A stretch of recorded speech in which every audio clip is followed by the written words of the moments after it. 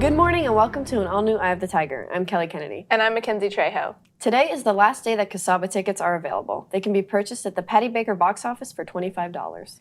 The district luncheon meeting was hosted at RHS in the library this past Tuesday. The luncheon was an opportunity for students to voice their opinions and provide feedback to district administration.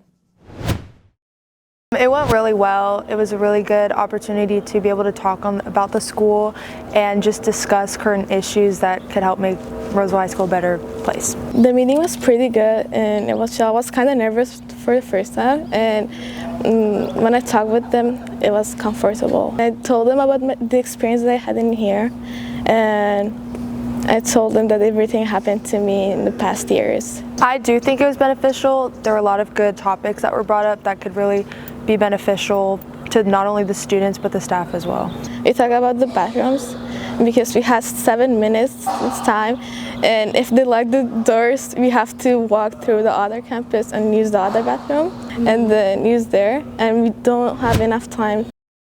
And now we go to Tyler Ritter with sports.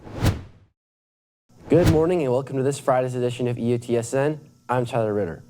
Starting with girls soccer, on Tuesday, the team played River Valley and won 7-0 thanks to 3 goals from Danny Gibonescu. Yesterday, the team played Del Campo, ending in a 1-1 draw thanks to senior Addison Espley scoring in extra time with only 30 seconds left. The Tigers remain undefeated with a record of 9-0-3 overall and 7-0-3 in league. Moving over to the boys, on Wednesday, the team played River Valley and won 2-0 thanks to a goal from Jason Garovi and sophomore Jake Berry. The team's winning streak moves to 9 and looking to make it 10 when they play Del Campo tonight. Moving over to basketball, the girls went 1-1 this week, beating Placer 42-29 and losing to River Valley in a back-and-forth game that came down to the last 5 seconds. The Tigers' record moves to 10-11 overall and 6-3 in league.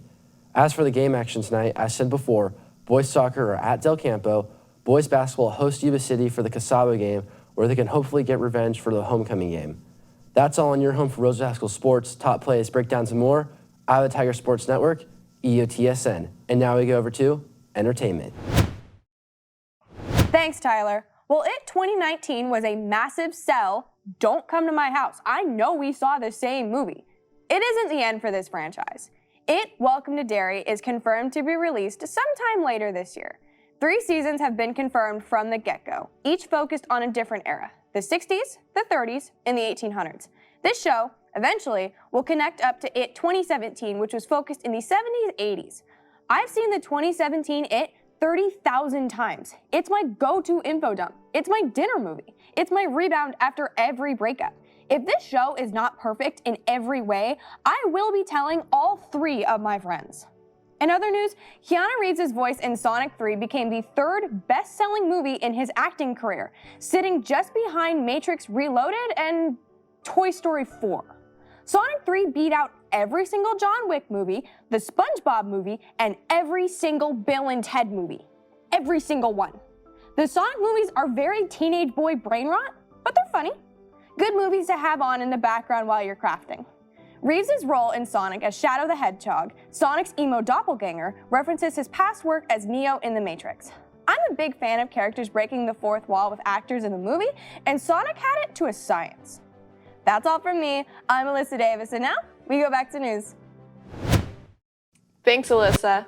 The tradition of Casaba has been hosted by Roseville High School for over 60 years. We go to Abby Lopez with a look into the history of the tradition. The Casaba dance is a well-known and unique tradition belonging to Roseville High School. It originated in 1961 and has exceptionally improved since then. So Casaba started back in 1961, and we had students here who enjoyed our homecoming, which started in the 50s, and somebody suggested that we have a dance in the basketball season.